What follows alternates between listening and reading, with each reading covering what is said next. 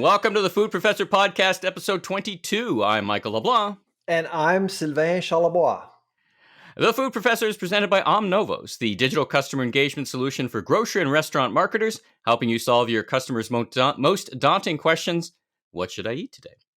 Find out how you can get personal growth sales with Longos at realcustomerengagement.com. Well, Sylvain, it is the 17th of March today, which means only one thing. Happy St. Patrick's Day, or we're celebrating St. Patrick's Day. The luck of the Irish. Happy St. Patrick's Day. Have you ever done a DNA test? You know those DNA 23andMe things? No, are you asking if I'm Irish? I unfortunately not. No, are you? Well, this is the funny thing. So my brother did one because I didn't do one, but whatever. Pretty sure he's my brother, kind of thing. And, with a name like LeBlanc, we expected a lot of France roots, the Acadian, the LeBlancs were very early to Canada. But it turns out I'm like 90% Irish. And 3 or 4 clicks ago, I had a relative in Dublin and all this stuff. So it's funny, the impact of the Irish on the world, because they all roll their eyes when you say, hey, I'm part Irish. They're like, yeah, everybody is. So it's just so interesting. And one of my clients is the Irish government, actually. I do some work for the Irish government. They have they're actually one of the largest VCs in the world, Enterprise Ireland. It's government owned, but they take a stake in the companies they promote. And I've been to Dublin 3-4 times in the past. Not in the before time I had, just bringing clients over there. So anyway, we're celebrating St. Patrick's Day today. We got a great episode today. We've got an interview with Carl Heinrich from Richmond Station. It's great. You and I. You and I have been talking about getting a restaurant tour on, and we talk about the industry, but we also talk about this interesting idea. And you brought it up in earlier episodes about this, what the industry calls hospitality included, right? The no tipping social justice thing.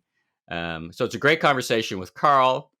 And I wanted for any of the listeners, I guess viewers as well, to call out, make sure and listen to my bonus episode, or our bonus episode last week with Alexander Gill, the food critic for the Globe and Mail. We had a fun time, her and I chitting and chatting as a bonus episode in between our main episodes. Did you have a chance to listen to that episode? Oh, absolutely. And I'm sorry I had to miss it, but I thought you did a really good job allowing Alex to showcase her work and her art. I mean, she is, I think, one of the best in the country as far as analyzing and critiquing the restaurant industry overall. And she has this social conscious that, I mean, she actually looks at the industry very critically, but constructively as well. I mean, she's done great work. She's out in Vancouver, but her voice, I think she deserves more attention. Her work deserves more attention. Hopefully that our podcast will give her more of a spotlight, more profile. Yeah. Hopefully, but your discussion was great. You went from talking about the future of the industry to the social justice piece of the industry, talking about tipping as well and what needs to change and what the impact of COVID was on the industry overall. So it was almost half an hour of talk with Alex, and it was time well spent. Absolutely. Yeah. Well, thank you. I had a lot of fun. I'm so curious about the life and what I call the tradecraft of being a critic. So it was really interesting to me. Well, the most interesting comment she made is that when she actually bashes a restaurant, it's good for their business. I had no idea. I thought it was the opposite. I know. I think it's a short-term lift for the restaurant. I'm not sure if it's a sustainable lift when they're not that good. And speaking of which, some of these bonus interviews, including the one Carl today, are coming out of the Restaurants Canada show. The folks at Restaurants Canada have been kind enough to kind of connect us with some of these people.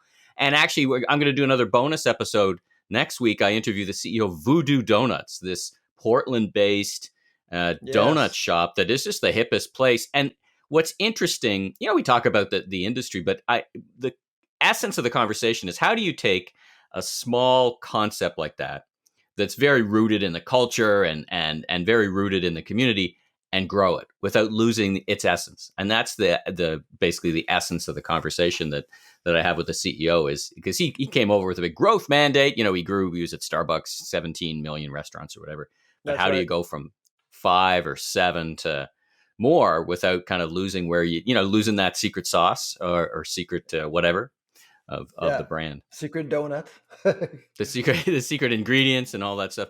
All right, well, listen, we get lots going on, and voila, Sobeys buys Longos. So were you surprised at that happening, and what are your thoughts on the deal?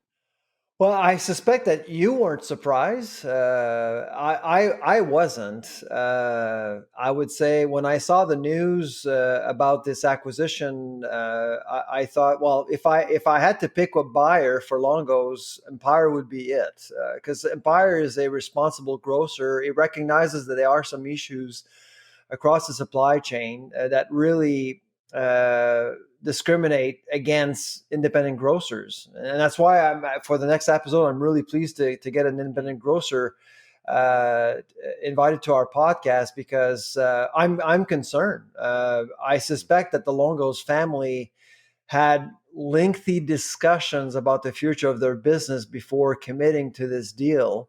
When you see Walmart and Loblaws imposing outrageous fees to manufacturers, independent people tend to forget that independent grocers can't do that. They can't get more, and they're becoming less and less competitive. So I suspect that Longos really looked at the landscape and said, "No, so how do we stay afloat with our growth strategy?" Because Longos was absolutely very, very aggressive over the last little while. So Right. a lot of independent grocers are struggling right now because the larger ones are charging more fees. This week, we just learned that Walmart was investing $500 million in, well, they're closing 6 stores, but they're building a new distribution center. Well, some of that money is coming from suppliers. Independent grocers can't do that to remain competitive. And so I suspect that Now the indies do have buying groups like UGI, Michael's UGI. So and I think Longos is part of UGI as well, right? used to. Yeah. After this deal, they won't, because of course they'll be using. But I would argue that Sobeys or Empire's buying power is much more significant than UGI's. UGI's is there to serve a collective of independent grocers, and they've done a great job since 1972. However, you can do so much with UGI, and I think there was that recognition. Even Mike Longo was on the board of UGI, so they did believe in Right. UGI. But at some point, something's got to give, and so that's Mm. for Longos. I think that's probably why they committed to the acquisition. On the other side, Empire, well, they're gaining market share in a very tough market. The GTA, the Yeah. Greater Toronto Yeah. Area, is obviously one of the toughest markets in the country. And also, there will be converting 70,000 grocery gateway customers, and they'll be bringing them over to Voila at Sobeys, I think, which will also That'll be help. interesting. Yeah. Yeah, that'll be interesting to see what they do. Now, as I've said before, I'm a Longos shopper. They're close by, and they actually sponsored my kids' soccer team, so I have a little affiliation with them. And I know Anthony and Jenny Longo do a fantastic job, and Oh, absolutely. uh, uh, Joy Bernardo, one of their fantastic buyers, is a good friend of mine. And I shop them all the time, and their grocery gateway different service is very different than Voila. What I see in Voila is what I expect to happen in the short term, who knows the long term, is some of their private label product will appear, I suspect, in the Voila tab, just as Farm Oh, Boy probably. product does. Yeah, They compliment might. will probably show up. The thing Yeah. about Sobeys, the priority is not necessarily about the private label. It's more about the experience, and of course, Longos is a premium grocer, and so Yeah. I don't think they'll play around with that. If it would have been Loblaws, for example, it would have been completely different. The President's Choice agenda would have driven the entire acquisition process, I think, or how they would actually mix together. With Yeah. Sobeys, I think they'll be similar to Farm Boy. I mean, Farm Boy was acquired by Sobeys in 2017, and most shoppers at Farm Boy probably didn't notice any Wouldn't know. difference. They wouldn't know. Yep. And I think that's probably going to happen with Longos. Yeah. Yeah, the connection felt right, and even Michael, from Sobeys, from Empire, Michael Medline said, basically he almost parroted the same words when he was speaking to the public about Farm Boy of Longos. We're not going to mess it up. We're not going to mess with the formula. We're going to keep the formula as it is. And I'm sure the family, the Longos family, considered that in terms of, who knows, maybe it had multiple offers. Now when we look at the grocery landscape from coast to coast, on the West Coast, you've got Jim Patterson's group with Save On Foods, it's a fantastic grocer. You've got Federated Co-op in Saskatchewan, and you've got Calgary Co-op, which is actually one of the biggest food co-ops in North America. And we're fortunate / lucky, so to speak, and timing to have Ken Keeler, the CEO, as our next guest. That's been booked for months, but it's just some nice, we'll be able to chat with him about the landscape, certainly in Calgary. So, as we go coast to coast. So that means I don't think it swizzles the table in terms of the top five, right? So the top five grocers in this country would be,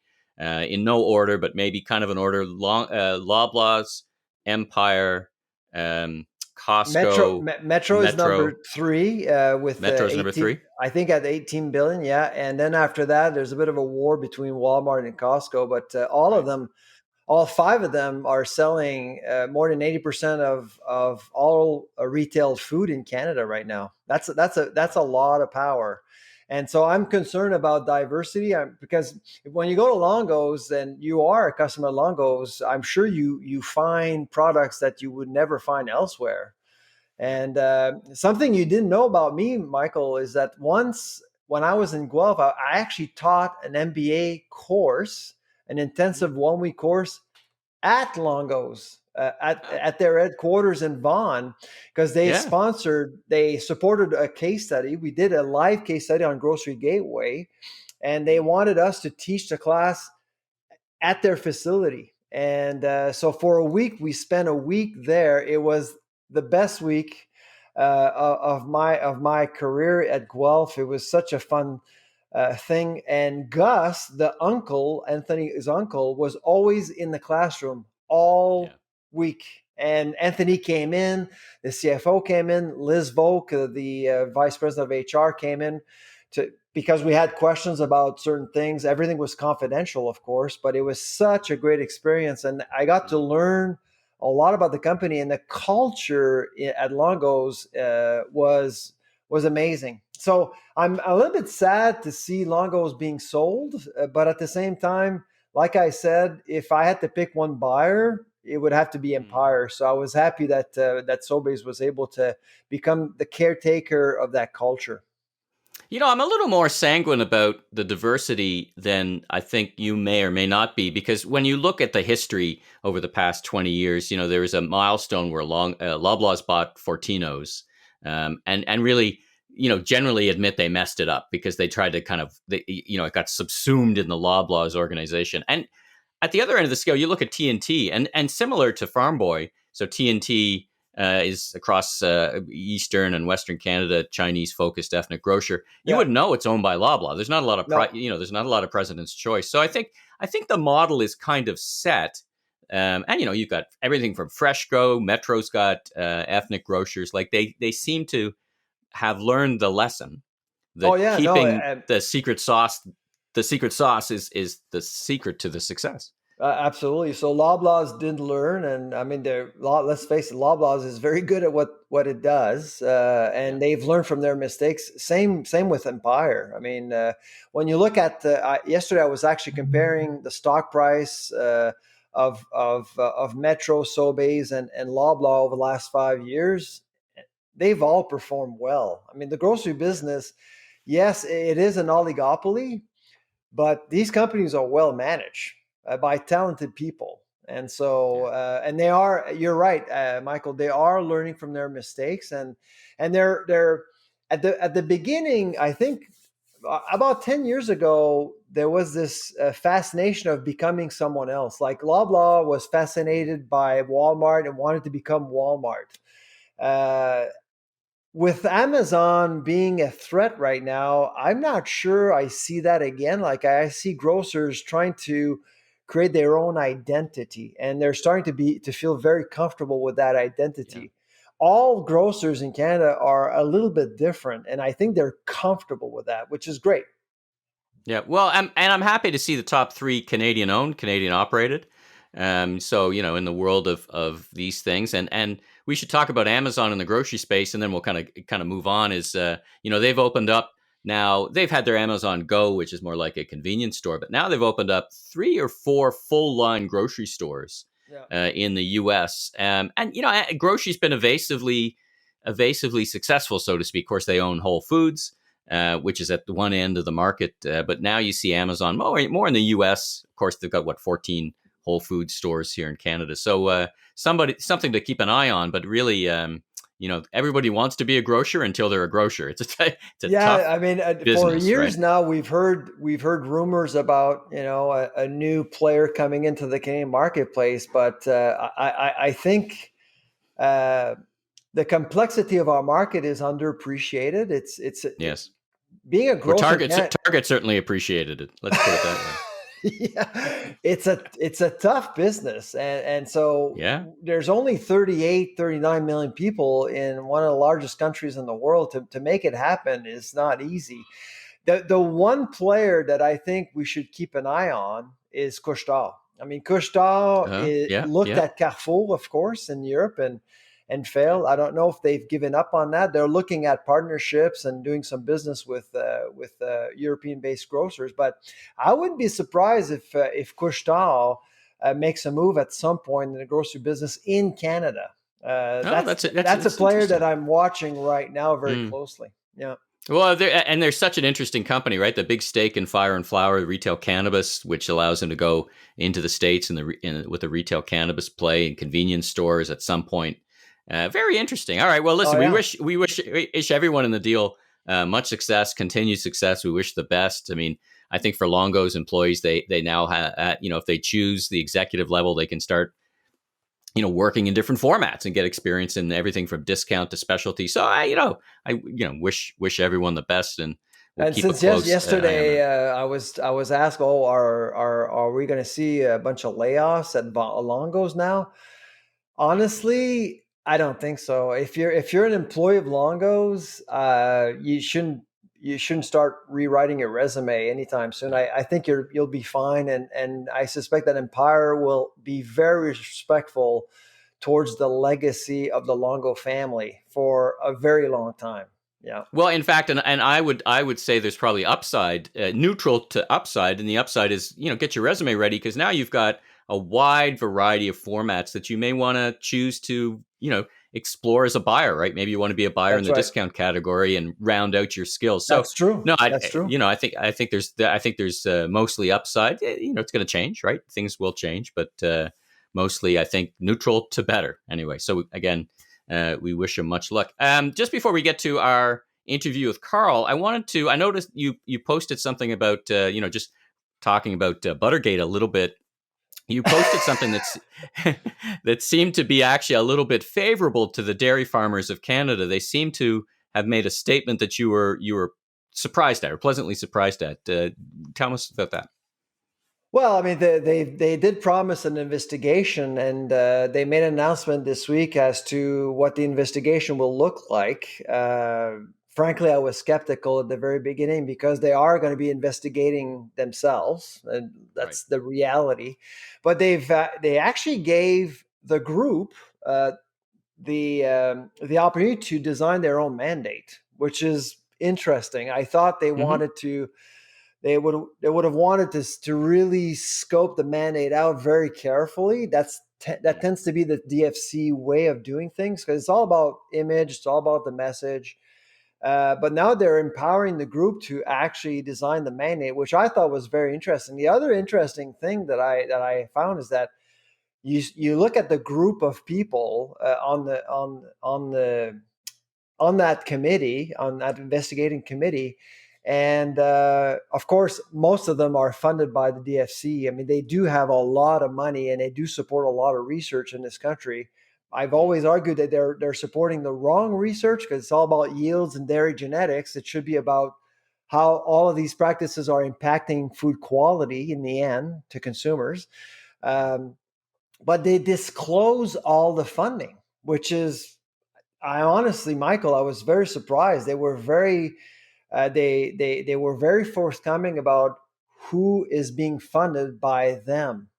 And so we're starting to see, I think, a group that wants to be more transparent and more accountable towards the Canadian public. And on that committee, also, the representative of food processors is actually on there, Mathieu Frigon, which is, again, and Mathieu Frigon, as you know, Michael, their processors have asked for a ban of palmite 2, 3 weeks ago. Yeah, So it's going to we be talked about interesting. that with what turned out to be our most popular episode ever with Ever. our Yeah. conversation with Mark Taylor from Lactalis, right? So I was pleasant surprised. In fact, our lab just submitted a report to the Dairy Farmers of Canada, outlining some of our findings, and we've been working with the University of Guelph testing different butter, 17 different samples altogether. I'm not going to disclose exactly what the results are, but they were very interesting. The one concern that I have is that the Dairy Farmers of Canada uh, appeared to completely disregard all the research related to palmatic acids and the use of palmite in dairy, which could impact butter quality. There's a lot of literature on this, and they've actually said there's no science on this issue, which is not true. So we've also reported that to the DFC, telling them that they should. Science is not a buffet. I mean, you don't Right. pick Yeah. articles to support a narrative. That's not how science works. Science is about an entire body of work without discriminating against any sort of science whatsoever. Hmm. Well, I'm sure, as I've said many times, I'm sure we'll come back to this as it continues to evolve. It was great to hear Mark's, the biggest processor's Oh yeah. perspective, and great to hear your perspective. It sounds like the file, so to speak, is moving forward. Well, listen, I want to conclude on one thing. You guys, AgriLab, put out some research. Talk about that briefly. What's in the news, and take us through that for a couple of minutes. Well, it's the coronavirus anniversary, or I know there's a term for celebrating. I don't know if we should be celebrating 1 year of this pandemic, but anyways, Designating, yeah. I don't know if a celebration is the right it's been a term, year, but it's and been I a think. year. And Unbelievable. unlike a very similar event like the shuttle or 9/11, where were you when? I mean, the pandemic is all the shock has spread over several weeks, and so I think people are thinking about what happened last year, a year ago, and so we wanted to go back and ask Canadians. So we saw empty shelves. You were concerned. So how concerned are you now, 12 months in? And we were very happy to report last week that confidence levels are very high in Canada, extremely high. In fact, over 83% of Canadians actually trust the food supply chain. And I suspect that 12 months ago, we weren't there at all. And so the food industry really did a Yeah. very good job in reassuring the public. Um, I don't think food access is a concern. The one thing that we've noticed is that both Alberta and BC's confidence levels are very low compared to the rest of the country. And Oh, so interesting. I think there was something there with media perhaps, and some of the issues with High River and Red Deer most recently with the Holly Mill Right. plant. So Right. I suspect it really affected people's perceptions, because that's what we measure, right? Perceptions. The one Sure. thing that was really interesting is that we saw a confidence paradox. So a lot of people are still concerned about other people stockpiling. So on the Ah, one hand, people are trusting the food supply chain and food access. On the other, they wonder whether or not their neighbors or fellow Canadians will start stockpiling again. So that's very interesting. wow. Interesting. So, confidence in the food chain. The grocer's skeptical about their neighbors. Okay, Exactly. Yeah, that's so. exactly. Okay. All Emotions right. are very powerful, you know. If you don't Well, Last year we didn't know much about the virus. We didn't know much about how public yeah. health officials would react. We didn't know whether or not we're going to be allowed back to the grocery store anytime soon. How long? How soon? What's the end point? All these things, right? We had no idea. Exactly. It was a moment in time. Yeah, no kidding. All right, well, listen, great episode. Let's wrap it up, bring it to close. Great interview with Carl. And so thanks again to the folks at Omnovos for being our presenting sponsor. And if you liked what you heard, you can subscribe on Apple, iTunes, Spotify, your favorite podcast platform. Please rate and review, and be sure to recommend to a friend or colleague in the grocery, food service, or restaurant industry. I'm Michael LeBlanc, producer and host of the Voice of Retail podcast and a bunch of other stuff. And I'm Sylvain Charlebois. Have a safe week, and have a safe week, everyone. Talk to you next time. Take care.